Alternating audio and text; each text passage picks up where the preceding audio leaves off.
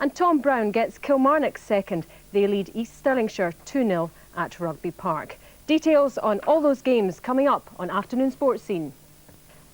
Let's hear a bit more about that match at Rugby Park, Kilmarnock against East Stirlingshire, and Ron Marshall. Well, up until half-time, this was not a match that Killie or the fans were relishing. Regular outbreaks of booing punctuated a pretty feckless first 45 minutes by the Premier Division team. Even the opening goal, a beautifully struck free kick by Kevin McGowne from 25 yards just on half-time, didn't do much to pacify the home support. East Stirling had been defending valiantly, and in odd raids, Grant Ingles and Mark Abercrombie had caused some concern. Well, 3 minutes after the restart, the pressure lifted for Killie when Tom Brown headed home from close in after Mark Roberts had rattled the crossbar from long range. The Shire keeper, Gordon McDougall, was almost permanently in action after that, twice tipping over from McKee and Brown, but there were no further goals. I think you could best describe Killie's performance as workmanlike. The final score, Kilmarnock 2, East Stirlingshire 0.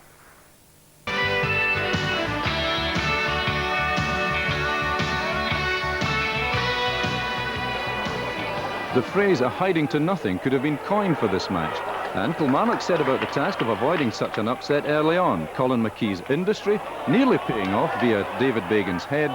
Gordon Russell, the saviour for East Stirling. As the half continued, Killie fans got even more agitated when Grant Ingles beat the offside trap and then severely tested Lekovic. As some wags were calling for Bobby Williamson to pull on a jersey to show his troops the road to goal, defender Kevin McGowne stepped up to this free kick a minute before the interval. Now the deadlock was broken. A fierce shot that was deflected on its way gave the big man his first goal of the season. That should have encouraged the Killie supporters, but a minute later boos accompanied their half-time departure. 3 minutes after the restart, all was forgiven, and the man deserving the credit was Mark Roberts. Dispossessing the luckless Abercrombie, Roberts brought out the best in keeper McDougall, but the foraging Tom Brown wasn't to be denied.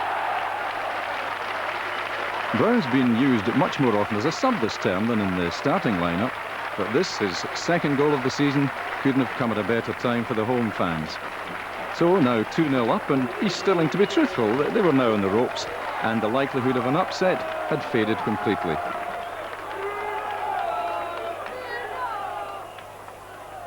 The onslaught continued, and 2 minutes later, keeper McDougall, no doubt the busiest man in the park, punched clear. Colin McKee's effort deflected for a corner. Tom Brown again showed his skills, with, inevitably, McDougall picking up more brownie points for the Shire. But in case you think the visitors were permanent campers in their own half, they did venture out occasionally, substitute Murray Hunter almost causing upset in 72 minutes. At that stage, those in East Stirlingshire's dugout probably felt that 2-0 wasn't that bad a scoreline, but Kilmarnock huffed and puffed for further reward, Brown coming close, setting up the day's best goalmouth scramble.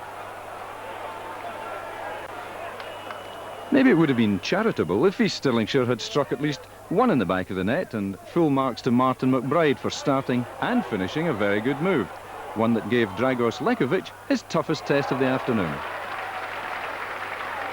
So, no fairy tale ending for East Stirlingshire, but Kilmarnock have man of the match Tom Brown to thank for lending some much needed sparkle to an otherwise pretty ordinary performance.